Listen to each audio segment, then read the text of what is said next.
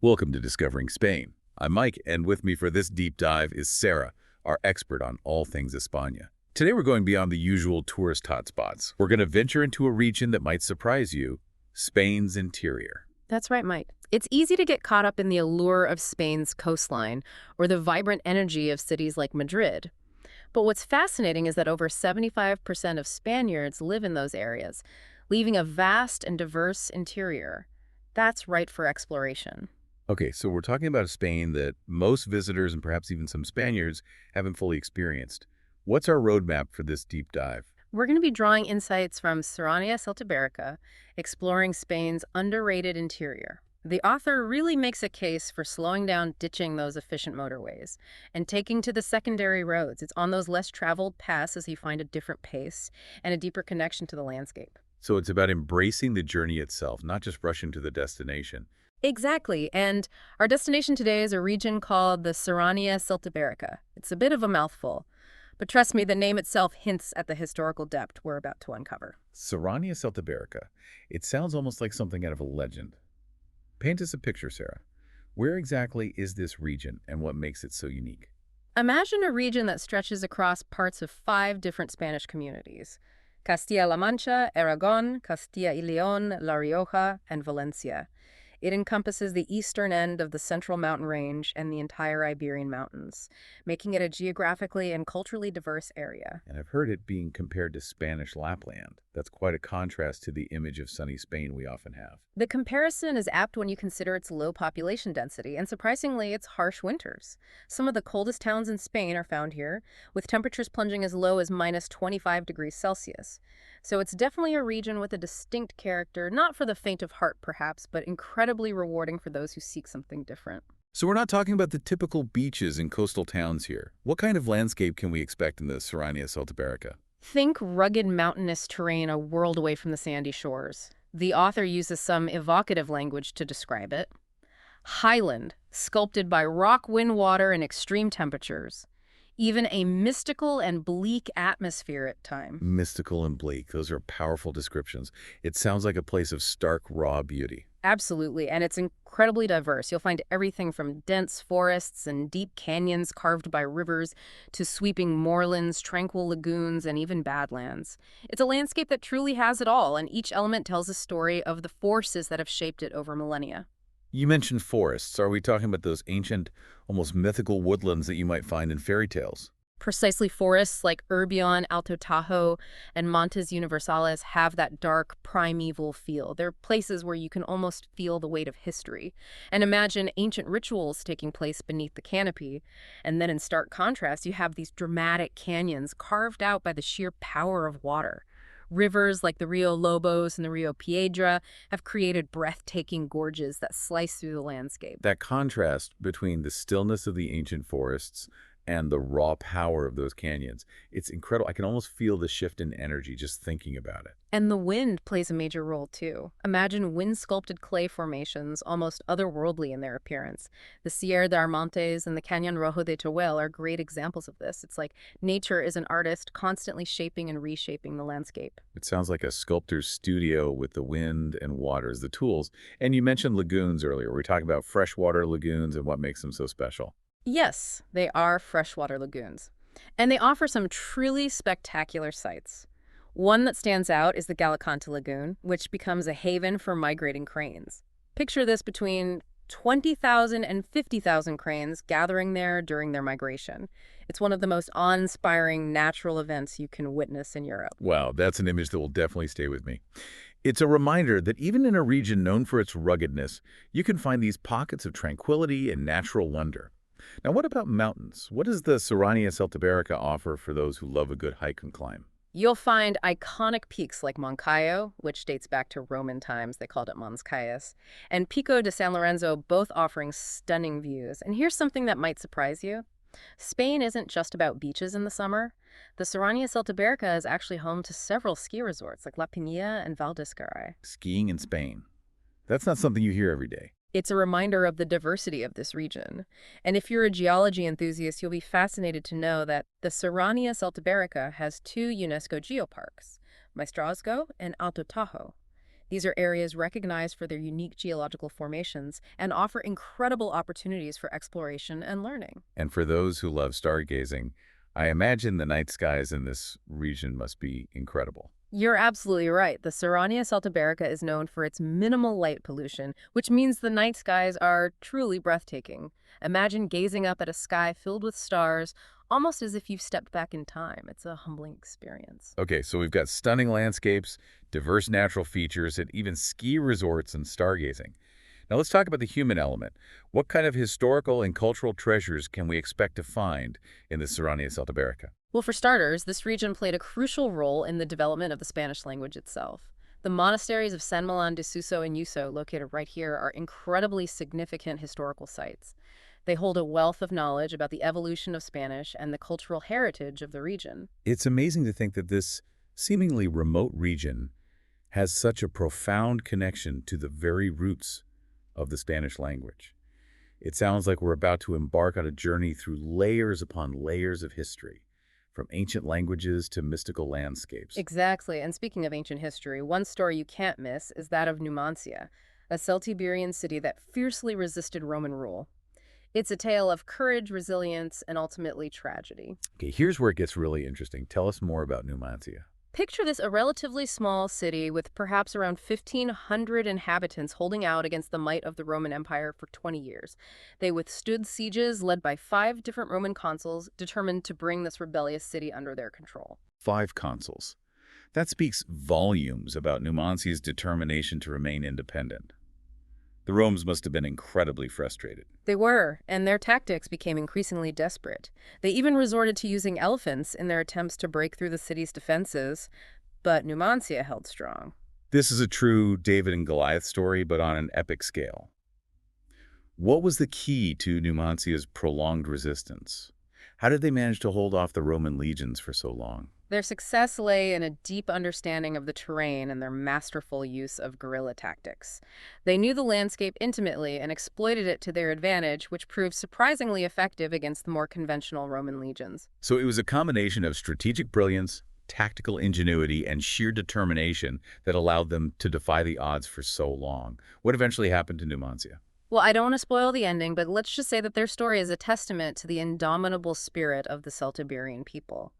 And while their city ultimately fell, the Roman legacy in the region is undeniable. Like where? Give us an example of the Roman presence in the Serranía Celtibérica. Take the city of Clunia Sulpicia, for instance.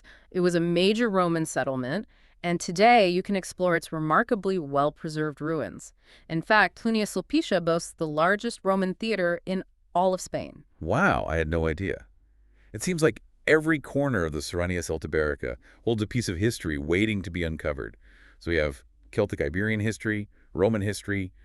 What other civilizations left their mark on this region? We can't forget the Visigoths, a Germanic people who ruled over the Iberian Peninsula for several centuries.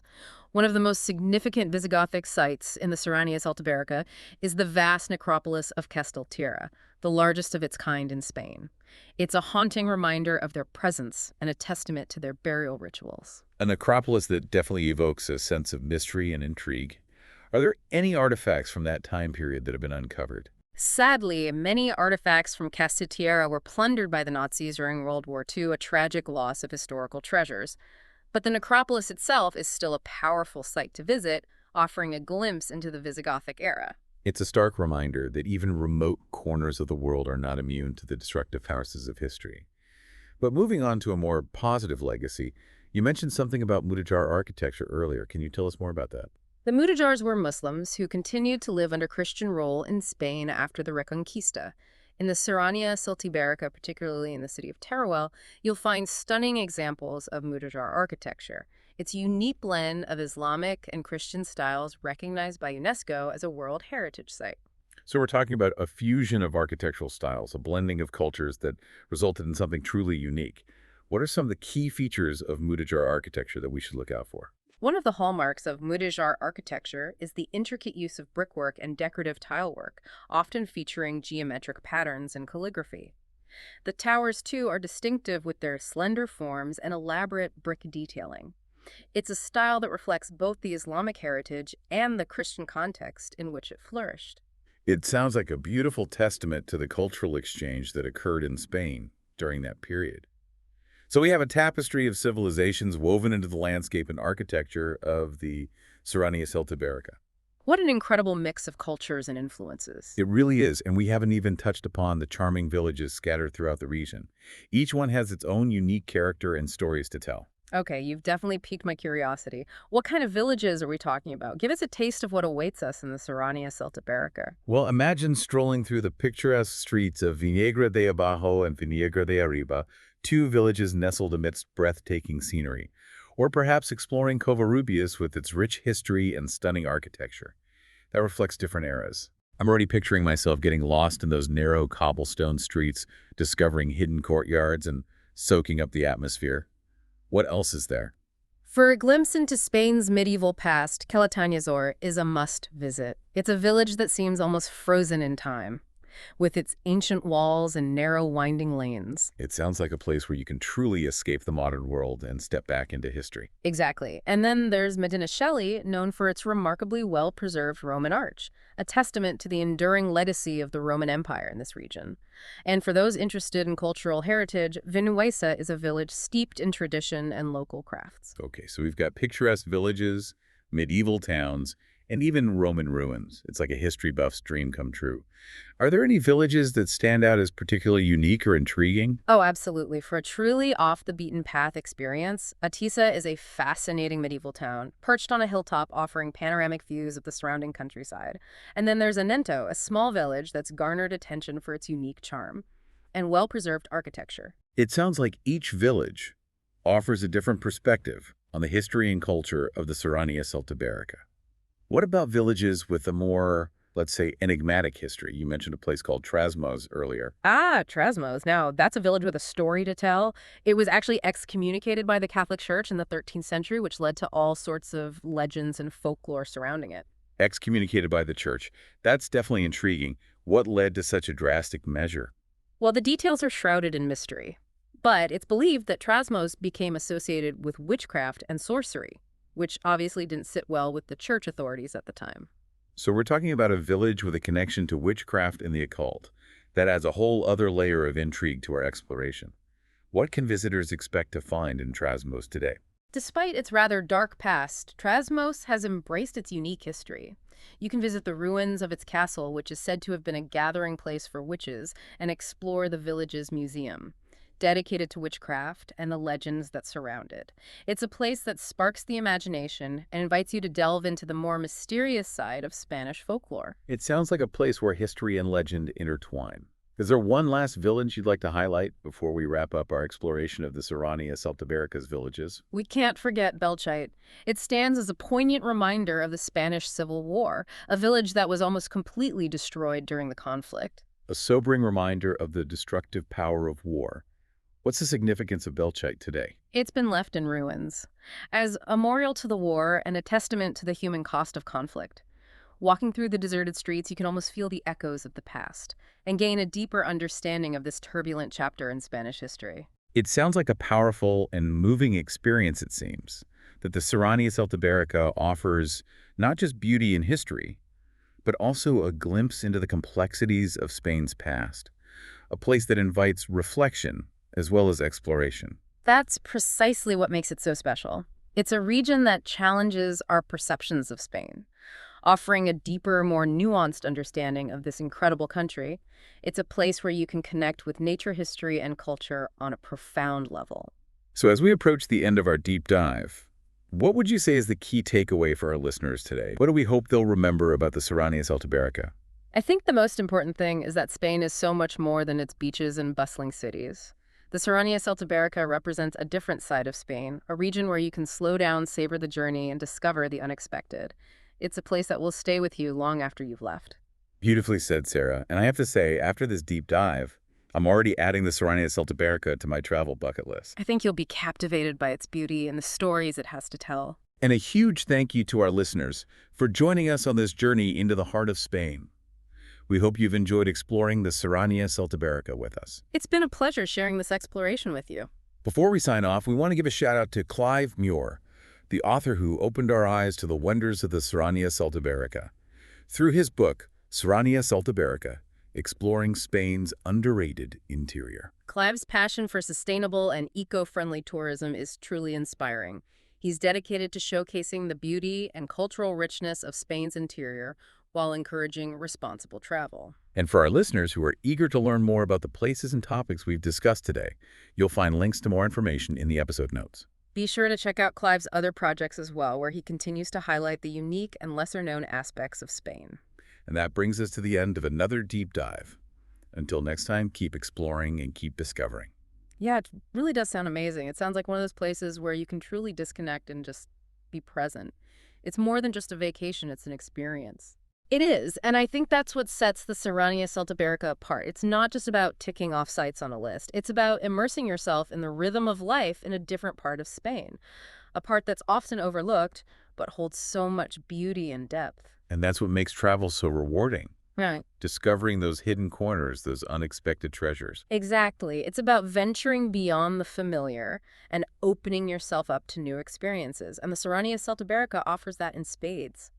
Well, Sarah, this has been an absolutely fascinating deep dive. Thank you so much for sharing your expertise with us. You've painted such a vivid picture of this region that I'm already planning my trip. It's been my pleasure, Mike, and I'm confident you won't be disappointed. The Serranía Celtibérica has a way of captivating those who seek something beyond the ordinary. And a huge thank you to our listeners for joining us on this journey to Spain's interior.